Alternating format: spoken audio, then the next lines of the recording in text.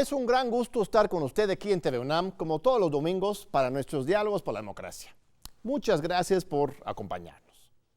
Hoy abordaremos uno de los problemas más importantes en el México actual, la crisis de violencia y seguridad, con Jean-François Boyer, un periodista, reportero y escritor francés de origen argelino, que ha vivido en México desde hace 25 años y conoce como pocos los entretelones del crimen organizado y el narcotráfico en nuestro país. A 8 meses del inicio de la Cuarta Transformación, ¿por qué no se han reducido todavía las tasas de violencia? ¿Cuáles elementos de la estrategia de seguridad pública del nuevo gobierno son positivos y cuáles deberían cambiarse? Primero, algunos datos. Fue durante el sexenio de Felipe Calderón que se disparó la tasa de homicidios en México, pasando de unos 1,000 al mes en 2006 a una tasa mensual de 2,000 en 2012. Con Enrique Peña Nieto la situación parecía estabilizarse al principio de su sexenio, con alrededor de 1,500 homicidios al mes. Pero para el final se había disparado a unos 2,500 al mes en 2018. Fue durante la segunda mitad del sexenio de Peña Nieto que las cosas se salieron totalmente de control. De acuerdo con el Índice Global de Paz del Institute for Economics and Peace, entre 2015 y 2018 la violencia con armas de fuego se duplicó, pasando de 13.5 por cada 100,000 personas a 28.6.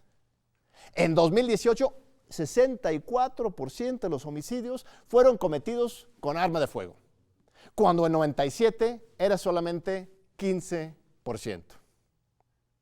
El año pasado, México recibió una calificación reprobatoria de 2.6 en el Índice Global de Paz, colocándolo en el lugar 140 entre las 163 naciones evaluadas, al mismo nivel que Venezuela, Colombia, Etiopía y la India.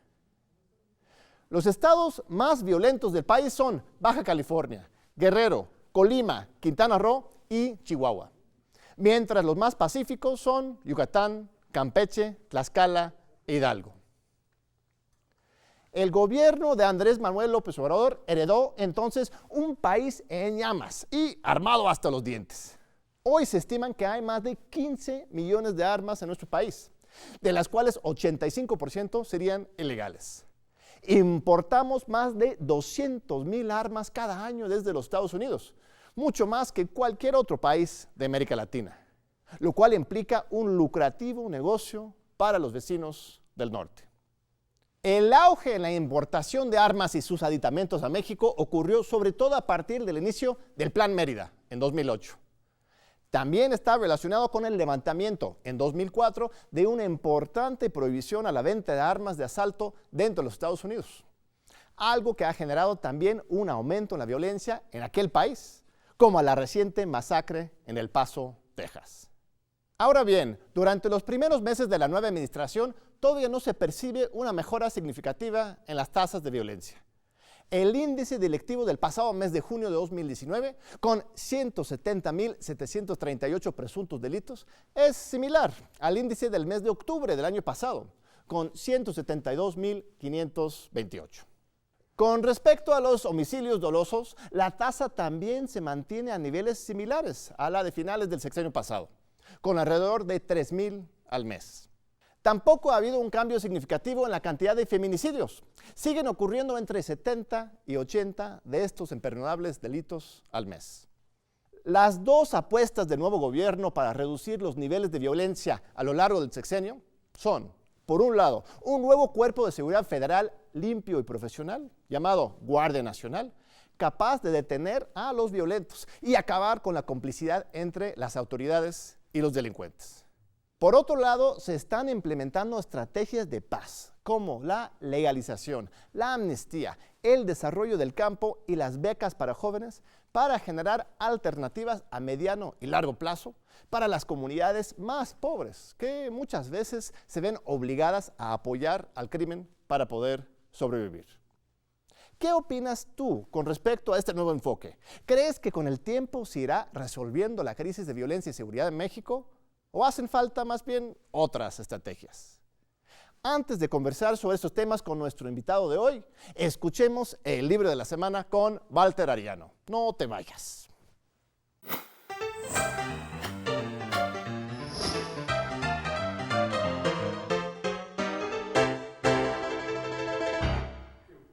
Muchísimas gracias, John. Hoy, en el libro de la semana, traemos una develadora obra sobre la violencia desde sus múltiples expresiones en el caso de México, titulada Fenomenología de la Violencia, una perspectiva desde México, coordinada por Luis Herrera Lazo y con la participación de reconocidos académicos e investigadores. Este trabajo es resultado del esfuerzo de Grupo Copant, cuya iniciativa comenzó con la reunión de especialistas en diferentes disciplinas como la antropología, el psicoanálisis, las ciencias políticas, entre otras, lo que le dio un toque de multidisciplinariedad y transdisciplinariedad que nos ofrece una visión panorámica del tema de la violencia en el caso mexicano. Entre los tópicos desarrollados están el de la violencia como expresión del proceso primario del pensamiento, la metafísica de la violencia desde la realidad mexicana, la antropología y el análisis de la violencia, la desigualdad, juventudes y violencia, y la política. El caso de los inmigrantes ejecutados y el Estado contra sus familias, el tema de la democracia y la violencia en México, la violencia en los medios de comunicación y en el arte, así como la literatura como testimonio. No cabe duda de que se trata de una obra cruda, pero honesta acerca de uno de los máximos problemas que enfrenta la realidad mexicana contemporánea, por lo que la opinión de los autores es de gran valía para ver desde distintas perspectivas el referido fenómeno. Y como cada semana tenemos obsequios para nuestros amigos de las redes sociales, ahora les toca a los tuiteros. Lo único que tienen que hacer es seguirnos en @dialogosunam y comentar la imagen del libro en nuestro timeline con el hashtag Quiero mi libro. Tienen hasta la medianoche. El lunes haremos una selección aleatoria de 5 ganadores, cortesía de nuestros amigos de Siglo XXI Editores. Yo soy Walter M. Arellano y nos vemos la próxima semana con otra recomendación. Jean-François Boyer es un periodista, realizador y escritor francés, nacido en Argelia en 1946 y radicado en México desde 1993.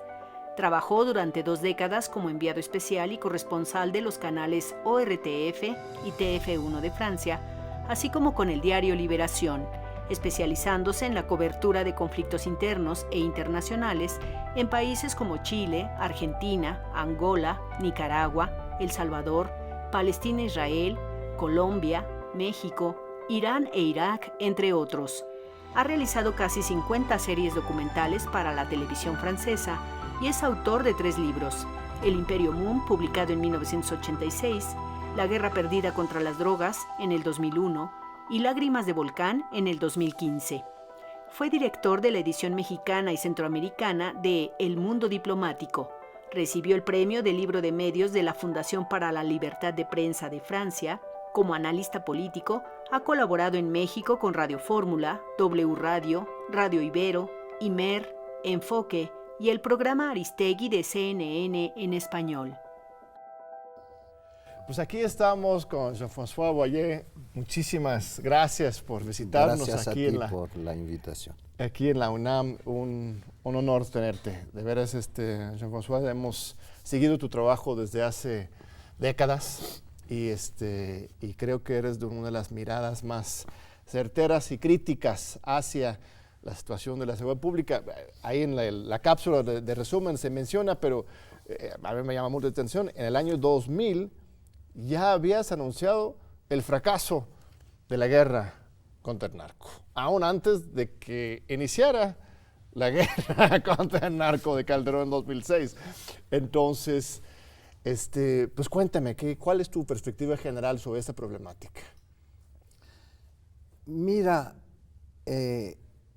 cuando supe que venía contigo, pensé que esencialmente íbamos a hablar del problema que todo el mundo conoce, que es el problema de los territorios perdidos de la República.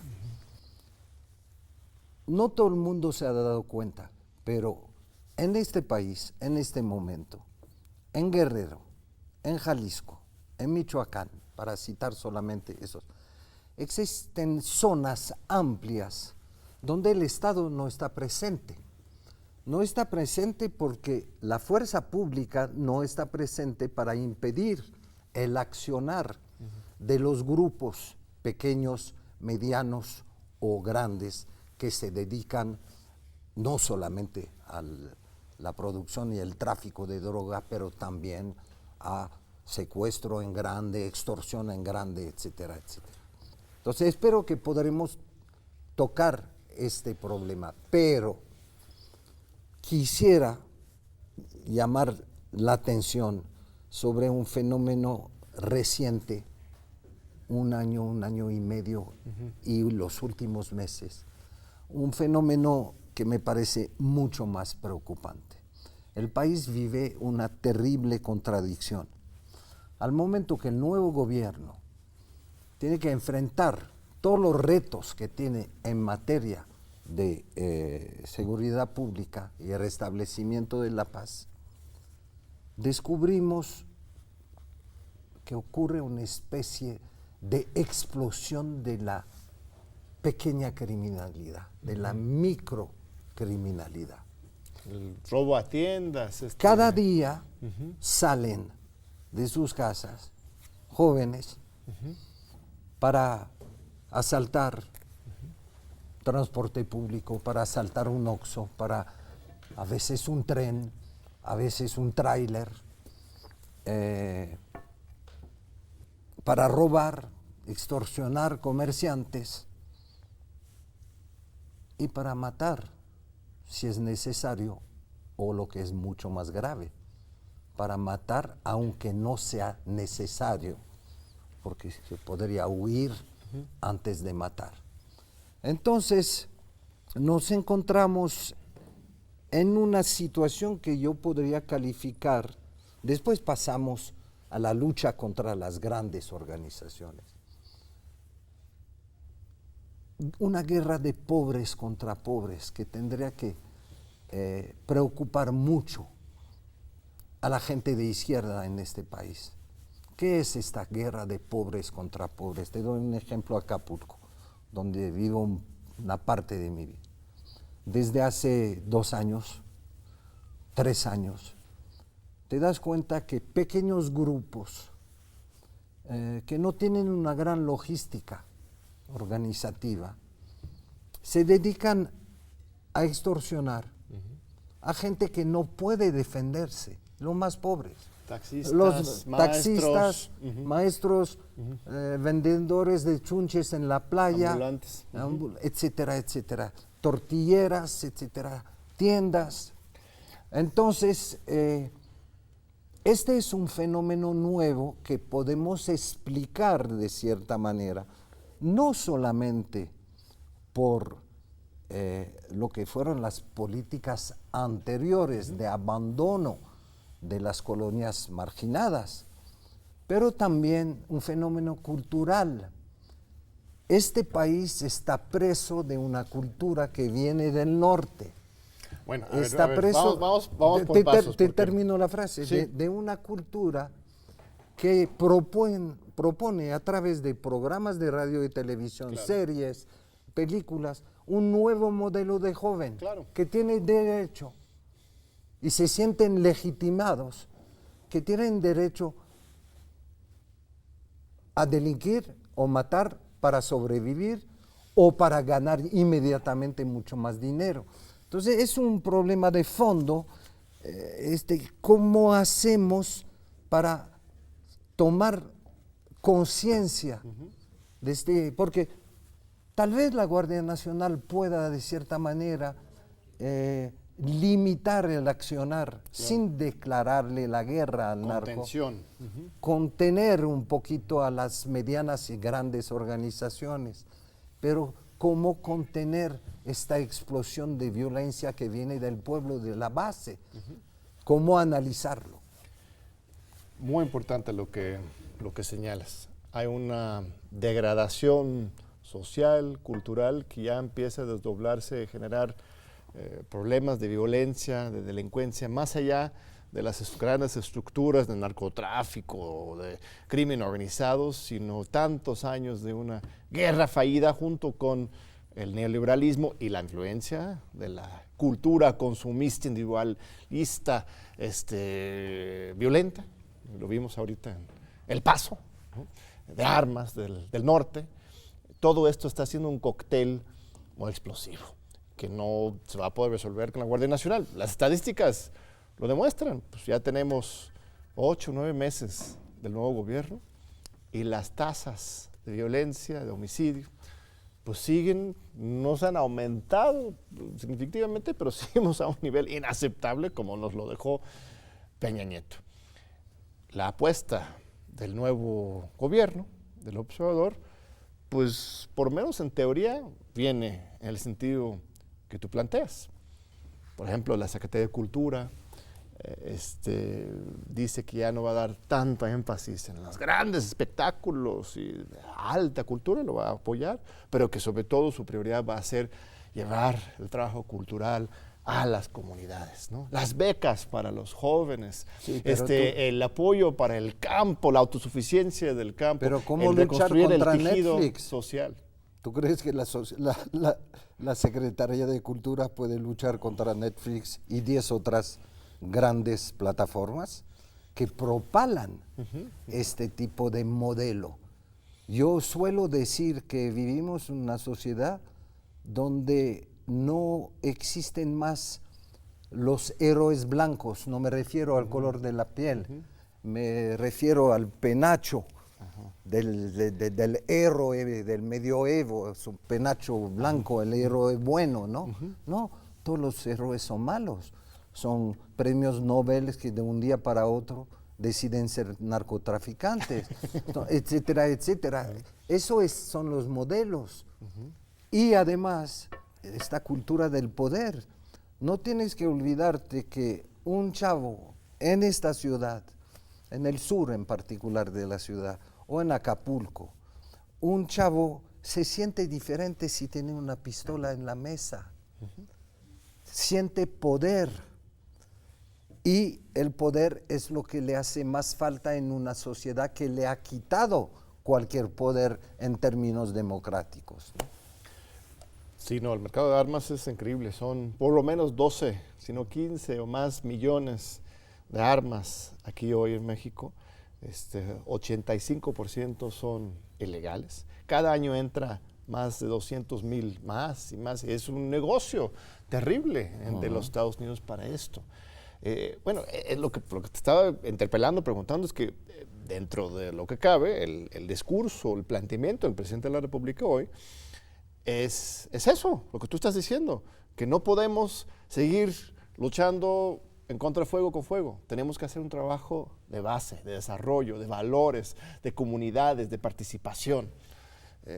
¿Crees que realmente pueda tener impacto? Quizás no en corto plazo, pero en los 6 años. O sea, yo sé que Netflix es todopoderoso, pero la cultura mexicana milenaria, colectivista y con valores también es fuerte, ¿no? Para que cualquier política de contención de la violencia y del crimen tenga éxito, tiene que haber primero un primer paso.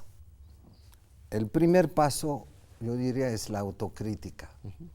Toda la gente encargada de restablecer la paz en este país, empezando por el presidente de la República, no hablo como mexicano, no soy, como observador. No es un consejo, obviamente, el observador habla. Tenemos que tomar conciencia de que el sistema, los generadores de violencia y de delincuencia no son solamente los enemigos ya conocidos. Los oligarcas, los banqueros, los banqueros que apoyan y que están coludidos, y los políticos y los militares y los policías coludidos con el crimen. No, hay un fenómeno mucho más grave, digamos. Hemos entrado en una, como lo decías al principio, en un momento de la vida del país donde nos damos cuenta que los sectores sobre los cuales un nuevo Estado, más democrático, más limpio, más cívico, pudiera instalarse, que es una parte de esos sectores no van a responder. Entonces, ¿cuáles son las soluciones? El plan de restablecimiento de la paz insiste mucho sobre todo lo que son los apoyos sociales. Claro. Okay. pero al día de hoy hemos distribuido alrededor de 1 millón de becas en el marco de Construyendo el Futuro, y todos los días tenemos el espectáculo que tenemos entre la Ciudad de México y el Estado de México en el transporte público. Claro. Bueno, entonces, a plazo es posible que eso funcione. A corto plazo no creo que sea suficiente. El otro instrumento, la Guardia Nacional. La Guardia Nacional puede, eventualmente, estando muy presente en ciertas zonas, va a poder inhibir, limitar los movimientos, el accionar, hablaremos del estado de Guerrero y de Jalisco, de los grupos criminales, pero ¿cómo la Guardia Nacional puede lograr impedir que las 50 pandillas que hay en Acapulco decida, una de las 50 pandillas de Acapulco, decida, como lo ha hecho el año pasado, salir al estacionamiento de la Comer o no sé cuál y rafaguear a 10 puestos de tiangueros que no han aceptado pagar la cuota? ¿Cómo puede funcionar? Va a ser un problema difícil de resolver. Pero a ver, Jean-François, empezabas hablando como López Obrador y ahora estás hablando un poquito como Peña Nieto. No. Mano dura, tenemos que, obviamente, No. se debe permitir a nadie rafagar un estacionamiento de un centro comercial, pero estás hablando de mano dura, que tenemos que ser menos ingenuos sobre el pueblo bueno. Hay que y tomar tenemos que conciencia. también controlar y reprimir ese pueblo bueno. No. ¿O qué es lo que estás diciendo? No he dicho que hay que reprimir. Yo digo que tal vez hay que cambiar los instrumentos, pasando a lo que llamo los territorios perdidos de la República. Se han repartido 266 zonas prioritarias, ¿no?, para la Guardia Nacional. Una zona me interesa mucho, la que comprende Chilpancingo, Tlacotepec, Chichihualco, Leandro, Filo de Caballos y Zumpango. Es una zona que has recorrido. Que conozco bien. Mucho.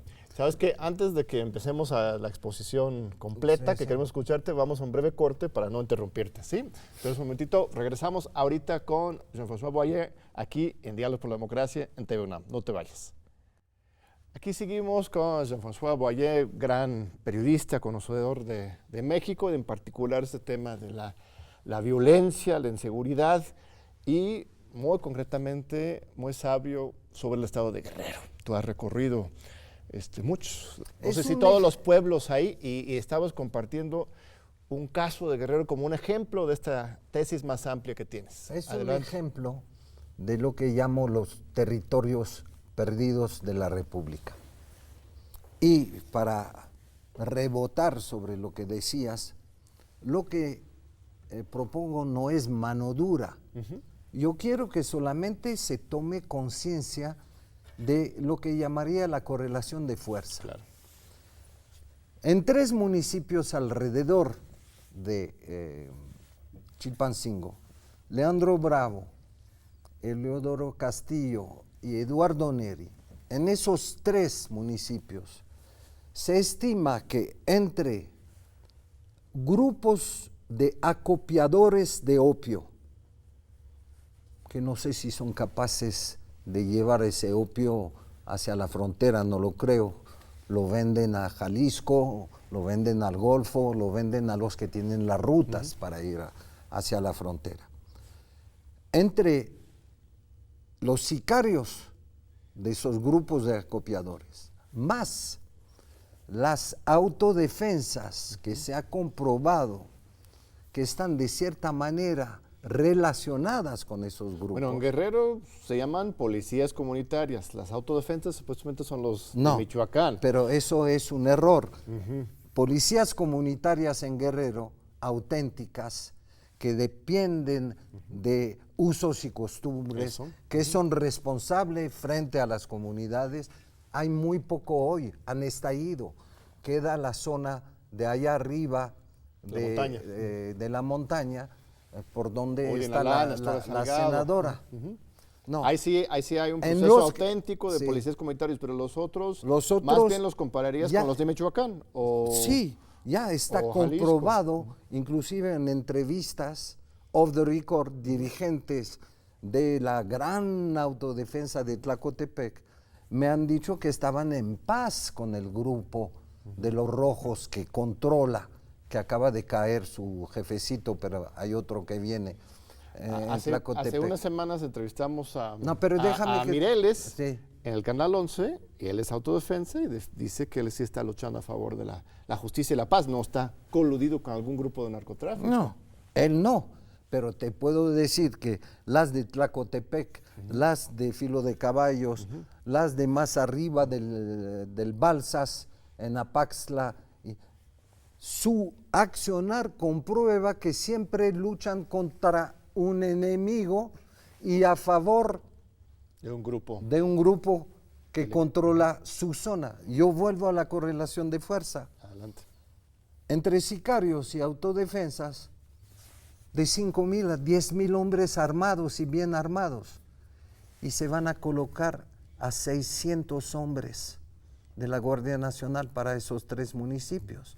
Lo único que digo, eso no es pedir mano dura, lo único que digo es que para que la Guardia Nacional pueda, siendo presente, estando presente, pueda inhibir ciertas actividades de esos grupos, como fue el año pasado cuando los de Tlacotepec, autodefensas más sicarios, decidieron atacar Filo de Caballos, se tomaron el pueblo, mataron a muchos y todavía están controlando el pueblo, y la gente que tuvo que huir de Leandro Bravo, que era gente amapolera, pero del bando rival, no ha podido regresar a su pueblo.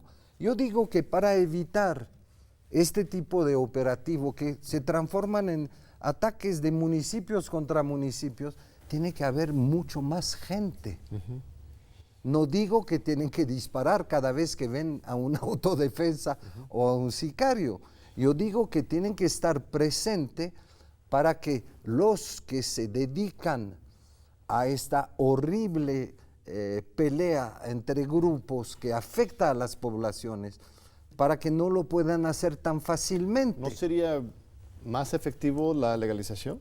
El mismo gobernador Guerrero la ha planteado, Andrés Manuel y Olga Sánchez Cordero han hablado sobre todo de la marihuana, aunque el uso medicinal del opio no está descartado. Si estos grupos los conviertes en pequeños empresarios, ¿no? Es otro tema. Los legalizas, generas hasta ingresos para el Estado con los impuestos, los transformas, digo, no los malosos que están mandando a matar a todos, sino las bases de apoyo, porque eso es lo que Bueno. entiendo, estás preocupado por las bases de apoyo. ¿No sería más efectivo darles una salida que entre el ejército, además con la historia del ejército en Guerrero tan no problemático? Hay salida. Y te voy a decir lo que dicen los propios promotores de la legalización de la amapola a fines medicinales.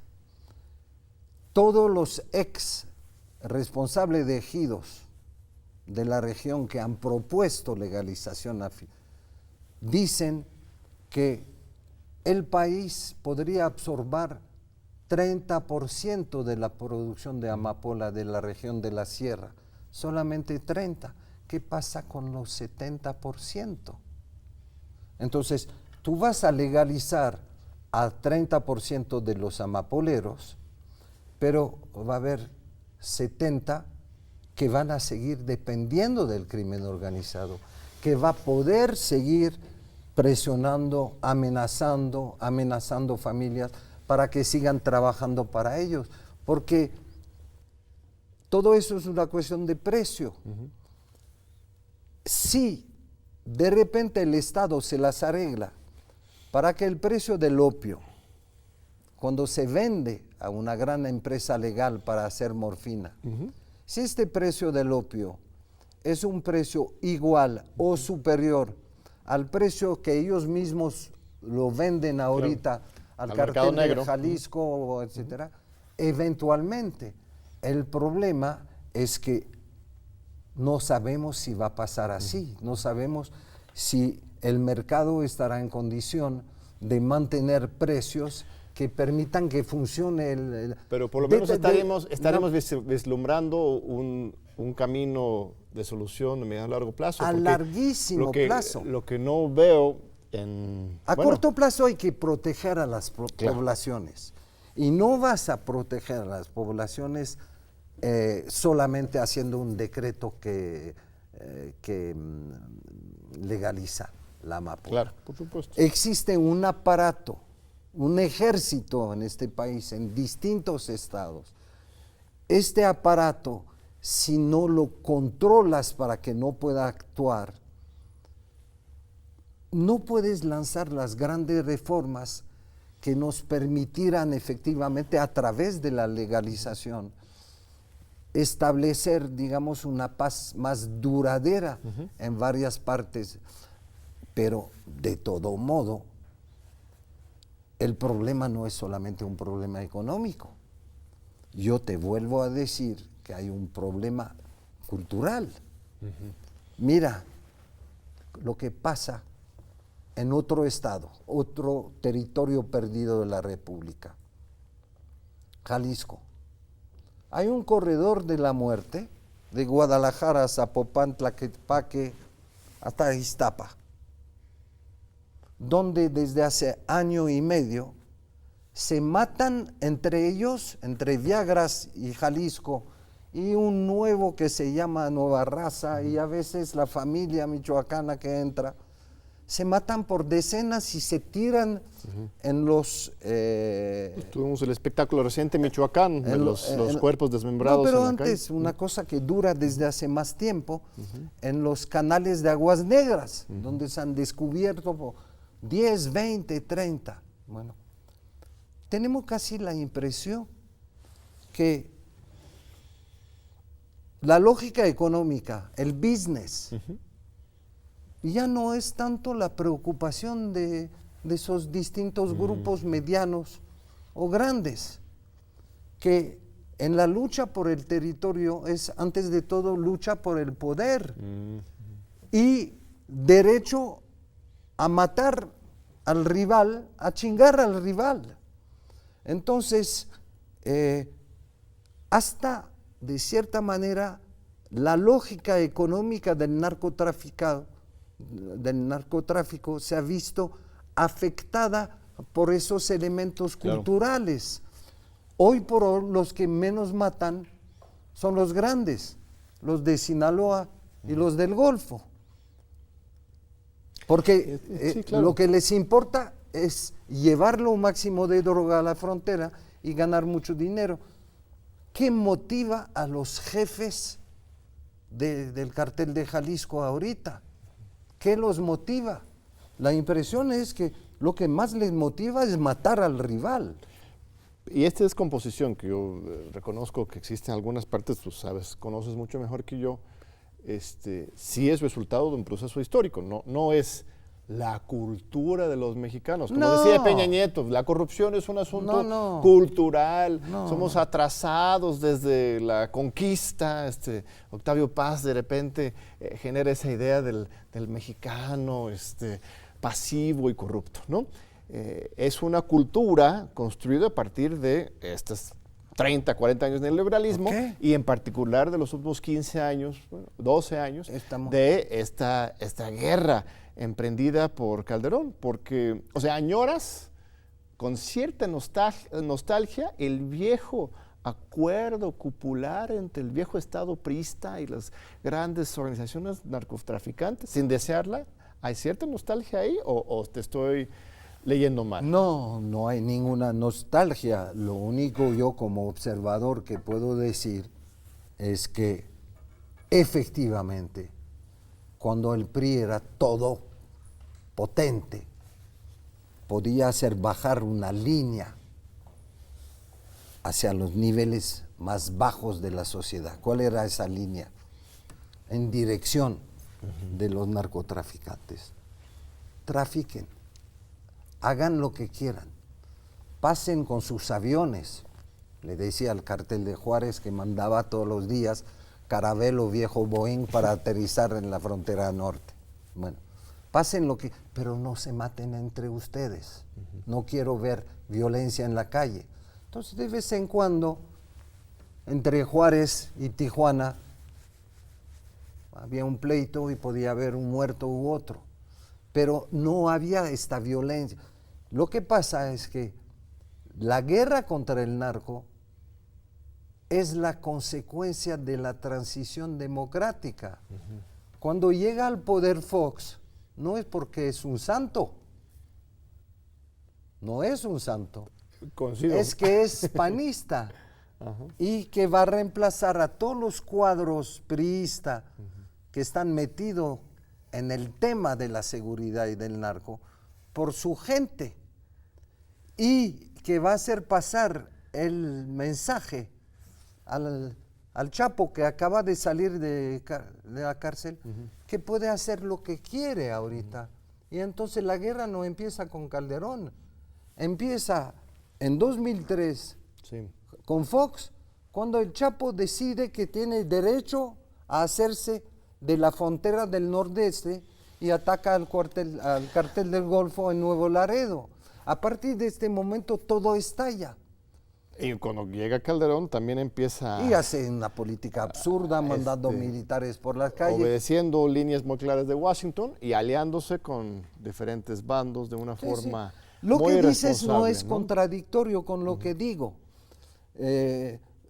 Si me interesó tanto tu invitación, es que yo creo que tenemos, sobre todo la gente que de una manera u otra, siendo mexicana o no, observadora o no, espera que funcione el gobierno actual. Tenemos que ser muy autocríticos. No tenemos que decir, la guerra la lanzó Calderón, si arreglamos el problema del neoliberalismo, arreglamos el problema de la guerra contra el narco. No, es mucho más complicado, mucho más complicado, y probablemente vamos a necesitar más dinero para nuestras políticas sociales y más dinero para tener una Guardia Nacional que sea el doble o el triple de lo que se ha pensado construir, y que además tenemos que dotar de un sistema de inteligencia. O sea, ¿cómo hacer para proteger a los pobladores de Filo de Caballos, de los pobladores de Tlacotepec, para evitar que Tlacotepec ataque inteligencia? Muy bien. Jean-François, vamos a seguir contigo. Perdón. Si me aceptas no, al contrario, fascinante tu exposición, tu punto de vista. Si nos aceptas la invitación, en la última sección del programa hemos invitado a algunos alumnos de la UNAM a dialogar contigo. Muchas gracias, no se vayan, regresamos ahorita con Jean-François Boyer.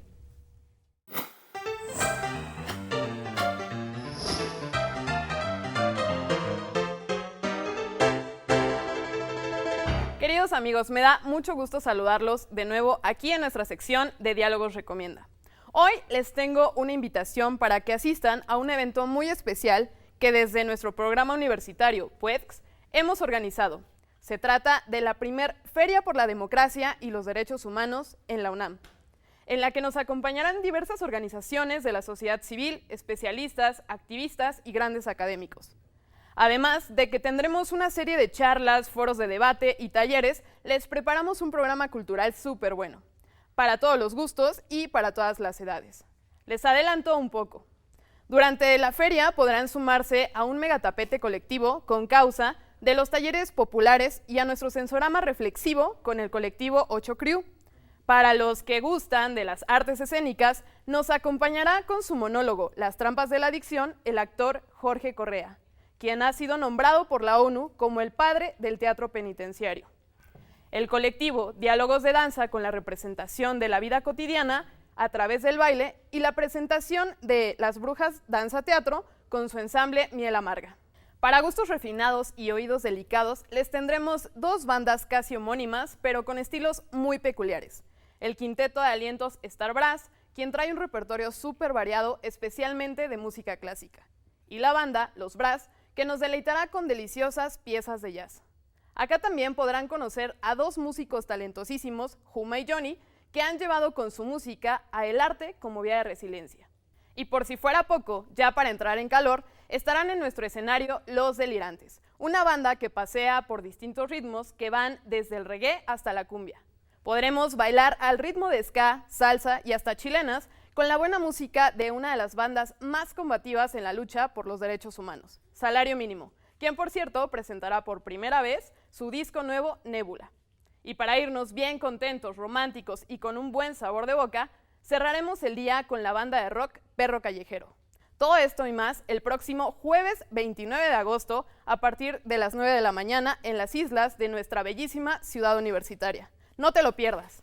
Consulta nuestro programa completo en nuestra página dialogosdemocracia.humanidades.unam.mx. Y no olvides seguirnos en nuestras redes sociales, Facebook y Twitter, Diálogos por la Democracia. Nos vemos el siguiente jueves en nuestra Feria por la Democracia y los Derechos Humanos. Luchemos por la vida como los que ya se fueron. Llenaremos las calles, por ello resistiremos. Nos queda la tristeza del dolor del exterminio. Nos queda en la memoria como viejos genocidios. Y no bajaremos manos, no cerraremos bocas. Seguiremos construyendo, sabemos que lo que... Esa canción fue Nos están matando, de Caso Omiso. Es una canción sobre el abuso de poder, sobre la resistencia de las y los víctimas y de los luchadores sociales. Pues aquí estamos con nuestros distinguidísimos alumnos de la UNAM para dialogar con nuestro igualmente distinguido invitado. Empezamos con Daniel, por favor. Sí, buenas tardes, periodista Jean Boyer. Yo soy Daniel Vergara Pérez, vengo de la Facultad de Estudios Superiores Acatlán y soy estudiante en Ciencias Políticas y Administración Pública. Y mi pregunta es, ¿cómo percibe el periodismo francés la violencia y la inseguridad que vive un país como México? Yo creo que el periodismo francés todavía no ha tomado, parece que el periodismo mexicano tampoco, es mi punto de vista, la medida de lo que estamos viviendo. Yo creo que el periodismo francés se queda con la vieja historia de que hay narco, hay una guerra entre narcos, hay una guerra entre el Estado y el narco. No creo que todavía se hayan percatado de uno de los temas que más me duelen a mí, lo que llamo la guerra de los pobres contra los pobres. De este punto de vista yo creo que hay un esfuerzo que hacer, pero tú sabes, México está lejos, no es el principal socio comercial de Europa ni de Francia. Entonces, el periodismo francés yo creo ha trabajado bien sobre temas de derechos humanos, sobre el tema de las víctimas, y yo creo que va a seguir haciéndolo. Pero sobre los temas muy complicados que hemos tocado con John anteriormente, no creo que el trabajo haya sido suficientemente profundo. Muy bien, ahorita regresamos contigo. Y Suni, por favor. Hola, mi nombre es Isuni. Muchas gracias por la invitación. Soy estudiante de tercer semestre de la maestría en Derecho, aquí en la Facultad de Derecho. Mi pregunta es, ¿qué papel juegan las denominadas narcoseries en el contexto de violencia que se vive en nuestro país? Mira, es tan evidente. Solamente hacer lo que nos enseñaban a hacer, estaba en la escuela de periodismo, análisis de contenido. Tú analizas los contenidos que te proponen. ¿Dónde están los modelos,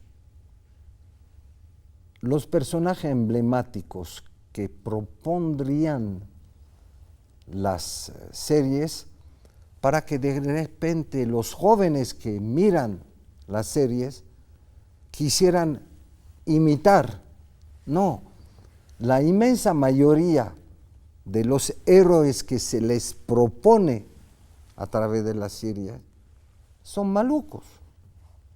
El presidente malo de la serie sobre la Casa Blanca, las X serie sobre un Chapo u otro, que además muy a menudo del punto de vista periodístico son malísimos. O sea, yo empecé a ver y dejé de ver una serie sobre el Chapo donde prácticamente lo presentan como un gran jefe en los años 90, cuando es un achichincle de Sinaloa en esa época. Entonces, ¿y cuáles son los valores que se presentan a la juventud? Dinero. Dinero no para ahorrar, dinero para cambiar tu estatus. Y cambiar tu estatus no significa comer bien y darle un poco de dinero a tu mamá para que coma bien o construir eventualmente una casa para la familia. No, dinero es para show off, para lucir, para tener una moto que todo el mundo ve, un carro que todo el mundo ve. ¿Por qué? Porque la moto significa chavas. La moto y el auto y el dinero para el restaurante aumenta tu capacidad de seducción y te permite ser un hombre distinto de los demás porque es un hombre con una gran actividad sexual y que no puede ser un personaje admirable si no tienes una gran actividad sexual. Todo se mezcla, sí. Todo se mezcla. Y el dinero para comprar armas. ¿Qué más me da gusto si soy pandillero de Renacimiento de la Zapata en Acapulco? ¿Qué más me gusta? Saber que le voy a poder sacar 2,000 pesos a un tianguero. No. Lo que más me da gusto es saber que yo con mis cuates tenemos las pistolas y que todo el mundo nos respeta, que tenemos el poder. Más que el lucro es poder. El poder. Entonces eso tiene que ver con el modelo, lo que llamo el modelo cultural del modelo económico. El neoliberalismo inventó un modelo cultural que es mucho más eficaz que toda una serie de instrumentos que tienen a disposición, pero cambiar la mentalidad del consumidor es la solución. Muy importante. Vamos con Paulina. ¿Qué tal? Soy Paulina Rodríguez, soy estudiante de la maestría en Derecho aquí en la Facultad de Derecho de la UNAM. Mi pregunta es la siguiente: ¿de qué forma el periodismo podría mejorar los canales de comunicación que eviten la deformación de mensajes que normalicen la violencia y la muerte violenta? Mira, ¿en México o a nivel del mundo occidental? En México. Bueno. En México tienes que saber que la inmensa mayoría de los chavos y chavas que salen supuestamente preparados para ser periodistas no han estudiado solamente periodismo, han estudiado comunicación y periodismo. Comunicación es lo contrario del periodismo. Un comunicólogo es un personaje que aprende a servir a un poder, a estudiar técnicas que permiten hacer pasar el mensaje de quien lo paga para que comunique. El periodista tiene que ser todo lo contrario. Tiene que ser, por definición, un ente totalmente autónomo y libre. Y cuando digo libre, no me refiero solamente al control del gran capital sobre la mayoría de las empresas. Me refiero a otros actores, tal vez no le va a gustar a John lo que voy a decir, pero yo tengo que ser libre de los comunicados de artículo 19.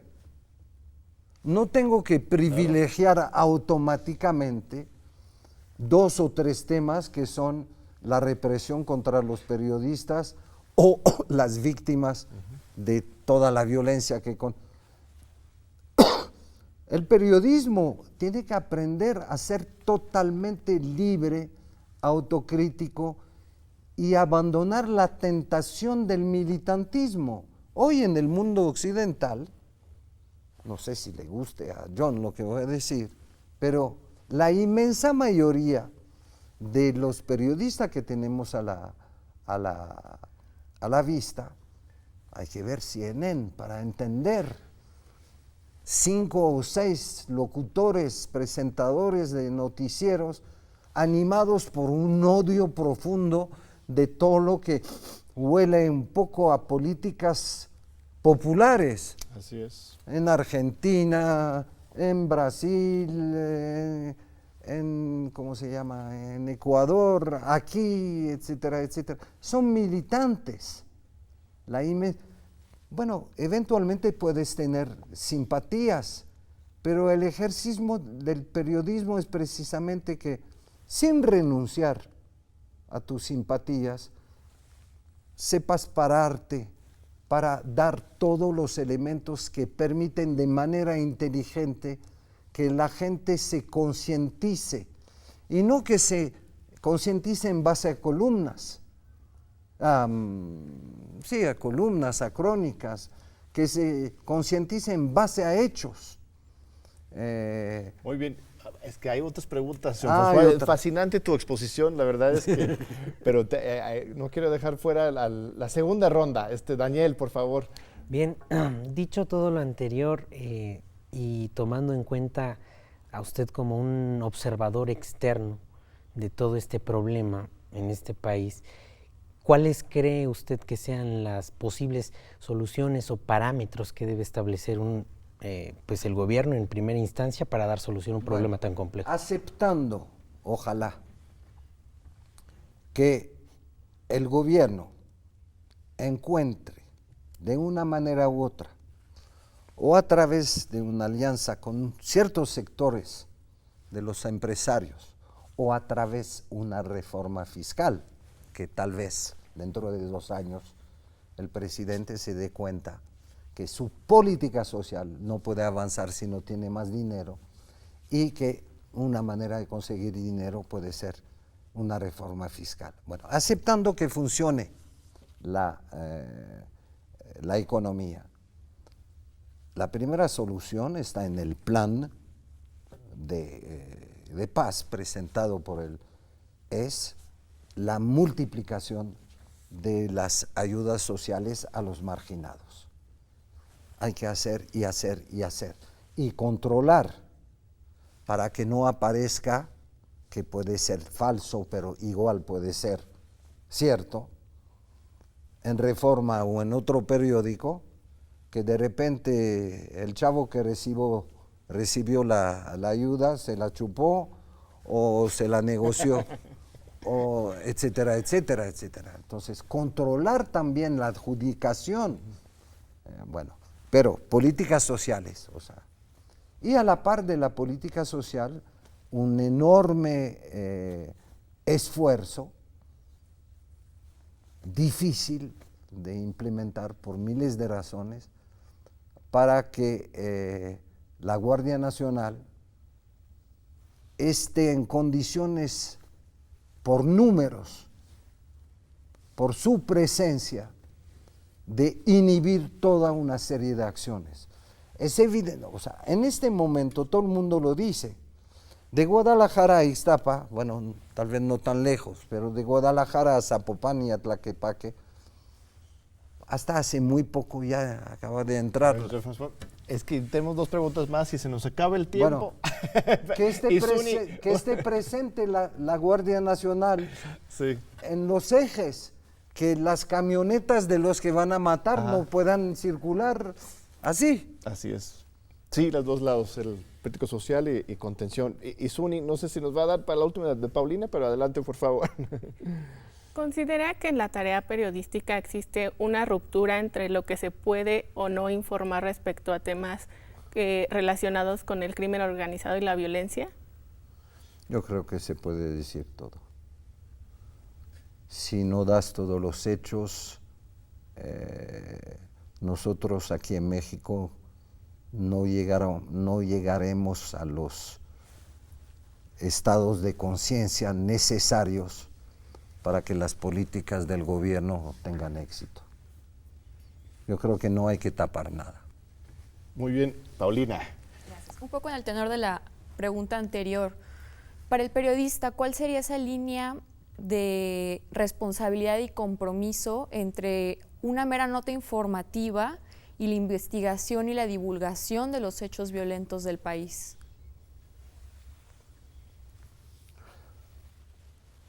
Hay cosas que no se pueden tapar. Tomemos un caso emblemático, el caso de Ayotzinapa. Tenemos toda una serie de elementos que nos han aportado suficientes elementos para decir que por lo menos 3 policías municipales han actuado en contra de los estudiantes, que la Policía Federal no ha actuado, porque se le pidió que no actuara, a pesar de que sabía que habían empezado los tiroteos. Y sabemos también que el ejército, que supo lo que pasó, porque el general del batallón estaba con el teléfono escuchando el C4, tampoco intervino el ejército para proteger a los... Bueno, esos hechos son suficientes para tener una... No, hay gente que quiere que comprobemos que probablemente el ejército fue quien recibió in fine los cuerpos y los enterró en las bases. Bueno, yo creo que se puede tocar este tema, hacer entrevistas de gente que lo piensa, pero no tiene que volverse una obsesión. Y desgraciadamente es una obsesión para toda una serie de grupos militantes. Entonces, ¿qué tiene que hacer el periodismo frente a esto? Vamos a tener que volver a invitarte porque de veras tienes mucho conocimiento, experiencia para compartir. Estaba viendo aquí que has reportado en Irán, en Portugal, América Central. De veras, ojalá nos aceptes otra invitación pronto. Con muchísimo te agradezco gusto. Muchísimo por estar Gracias, con nosotros. John. Gracias a ustedes, Gracias. queridos estudiantes, y gracias a usted, público amable de TV UNAM. Te esperamos de nuevo en 8 días aquí en Diálogos por la Democracia. Militante de la vida, no abandones.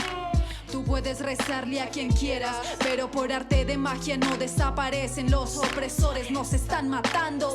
Nos mintieron, la guerra nunca se fue, la paz nunca llegó. A quienes luchan por la vida se les amenaza y acribilla. Y los genocidas se caen de un caballo y se les parte una costilla.